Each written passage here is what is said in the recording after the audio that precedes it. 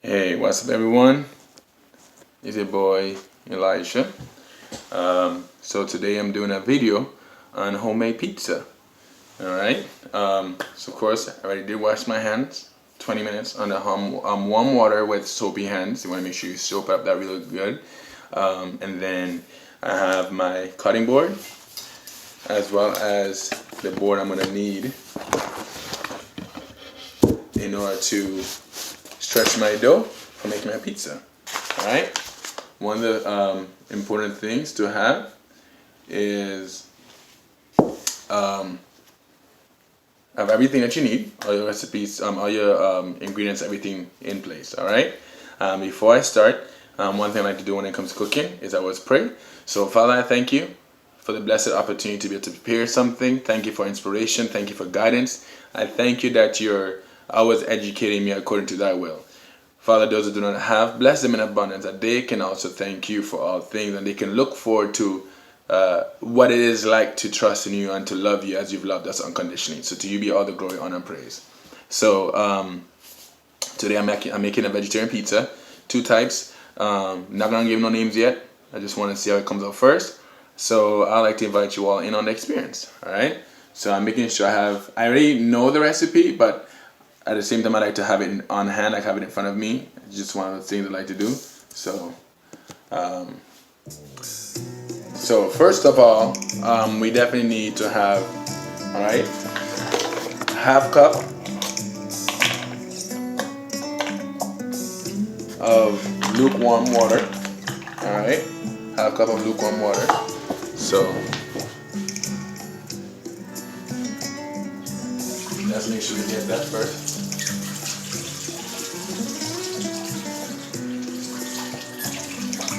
Alright. So my roller napkin here.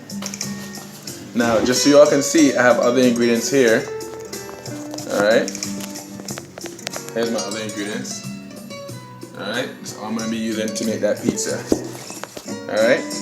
So let's start off with the first part of the ingredients, which is to combine our water with half a teaspoon of active dry yeast. I have active dry yeast right here. I got a measuring spoon. All right. So you take it.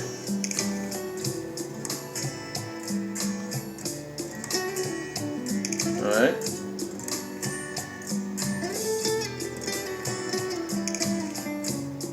Now, again, I'm making 2 of them. However, the way I'm going to do them, I'm doing them periodically, only because you never want to let the liquid portion of it sit for far too long past this time, which is about 10-ish minutes, 10 to 11 minutes. Usually want it to get foamy. So because that's one of the very important things, you don't want to leave it too past this thing, okay? So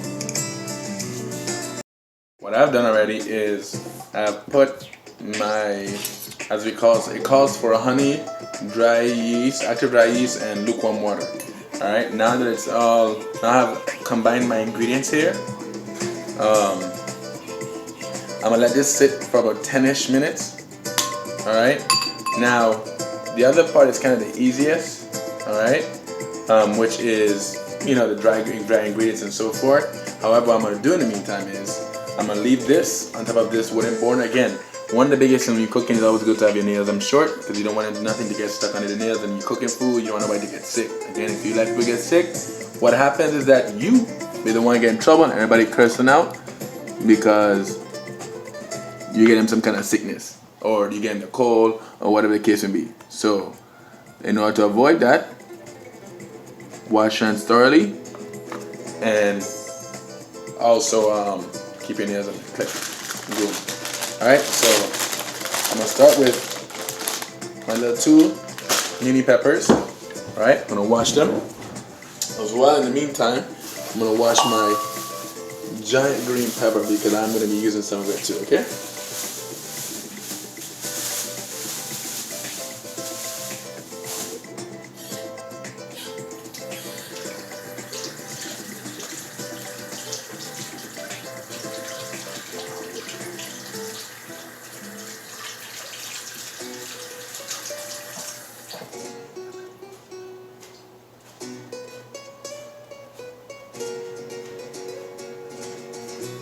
Alright, so I'll put this in the corner here. Oop, right in front of the camera, I apologize. So I'll put these right here.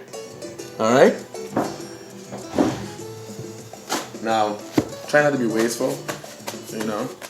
However I do is because I don't like you know, to be having wet hands. Now, one thing I do about peppers, some people are different. For me, I take this part off, the top and the bottom. Never really too much like it. I don't know. To me, it's just, for me personally, it's discouraging. See? That's how I like my peppers. I don't like to see all that seed stuff. And to be honest with you, here's the crazy part is, I don't eat meat. Some people know this. Some people don't. I actually eat vegetarian stuff. However, what's interesting is that, personally, I don't like peppers, and the only type of vegetable I really care to eat, like these kind of stuff, is like purple onion. But not because I don't like it means I shouldn't eat it, especially if it's supposed to be good for me. And besides, all in all, it actually adds flavor to the food. So in a sense, why not, right? So I have my yellow peppers.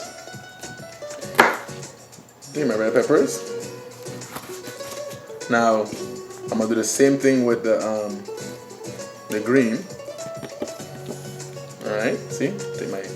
Take the seeds off. You don't like them. I've been lying to you and telling you I like them when I really don't. So I hope the music ain't too loud in the background. Kinda like when it comes to being in the kitchen. One thing, anybody knows me, I love my music while I'm cooking or cleaning. Alright. So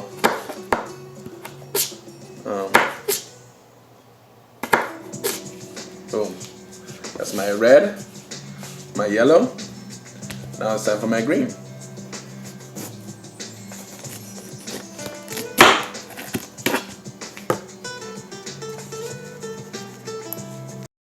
So I have cut the green peppers. Now I cut it in this shape. Now you can see like a stick.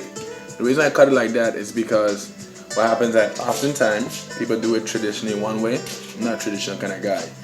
I love food because food is like preparing food and cooking and baking. For me, it's like an art. So it allows creativity and individuality. Some people agree, some people don't. Now, I'm going to cut up some of my greens here. Start with the spinach.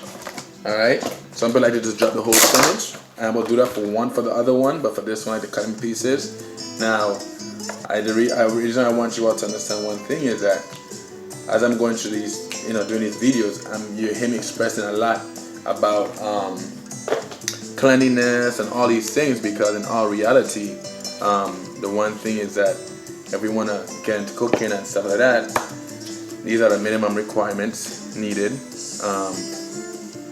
like in order to be able to meet standards. See, so by the grace of Most High, recently, by the grace of the Creator, I passed my food handlers exam. So my card is actually it should be in the mail soon. All right. So I'm thankful for that. Okay. Now another thing is, as you can see, I don't have no latex-free disposable gloves or nothing like that. And the reason why that is because I'm dealing with food that has to go in the oven, so the heat, so we're to cook these things and cut it down at a certain temperature. You understand? However, whenever you're dealing with raw foods to serve immediately that doesn't go into the oven or anything of that matter, make sure to use latex-free disposable gloves, so that way you're not in direct contact with the food. We are in the flu season, and then the flu season don't really have a season according to America, anytime they could find a way to make money, they will make money. So breakouts, pandemics, all them whatever you call them things, them flu outbreaks, whatever it is, happens. Gives people reasons to have to get a flu shot and all these crazy things. Put the flu back in the air. If they get sick, gotta go to the hospital, and guess who makes the money? The government. Because the medical department. I know I'm not a conspiracy type of guy. I just keep it at 1,000. That's one thing about me. So, because of that, is why I'm emphasizing on healthy, safe practices. Very important. Alright? And then eventually, once my food handler's card come in the mail, I will be so kind to put it up with, the picture and also the video, however y'all may prefer. Now, alright, now as I do this, prepare my vegetables. And again, the reason I'm preparing my vegetables, it may seem like I'm taking slow. The reason I'm taking my little time is because in all reality, I'm actually giving my little side ingredient to actually prepare. Okay, so that's enough greens for that one. Well, not greens, but spinach. You see here. And then I'm gonna do my little mix. A little purple stuff. I like the purple vegetables too. It's actually pretty neat. Now that I'm finished with my veggies, which is my toppings for my pizza, the ingredients do require 1.5 cups of all-purpose flour. Okay? So, one thing I do like to do is sift the flour. So, about a half. I forgot to put that in there. You guys have it at the table. I have a 1.5 cup.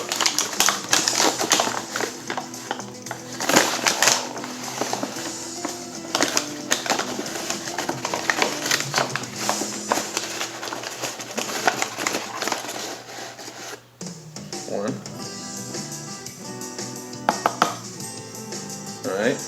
Another thing too, in the meantime, just to kind of give you a little a hint. Soon I'll be doing in a few days. Today I'll be doing two things. So today I will be, as a water from earlier. Today what I'll be doing is, after this, I will try to do a video of what they call fondant icing.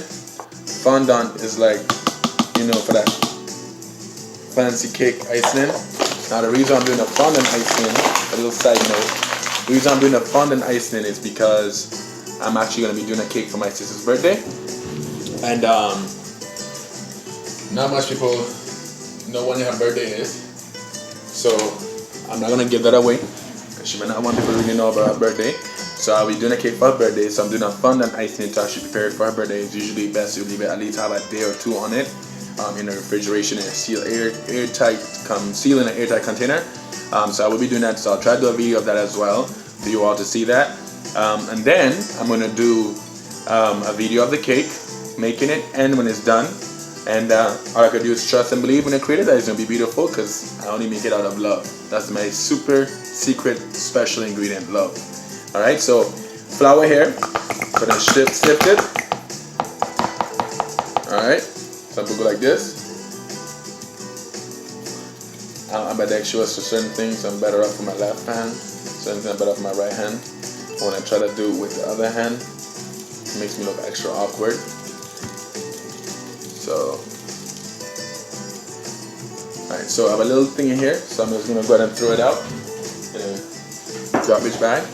Alright, so boom. So now that my flour is in here, it requires a half a teaspoon of salt. So here it is.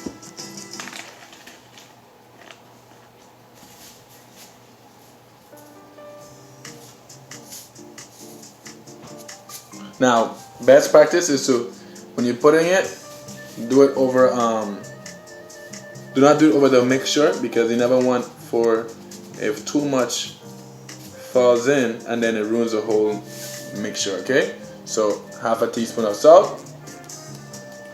Alright. Now, it's my responsibility now to take the liquid we actually put together earlier. Alright. And what I'm gonna do is, because I did experiment with this recipe in particular before, it did come up pretty decent. However, the one thing I learned is that the way it works is that it's kind of tricky in a sense of you want to make sure you get your liquids and your flour mixed together, okay?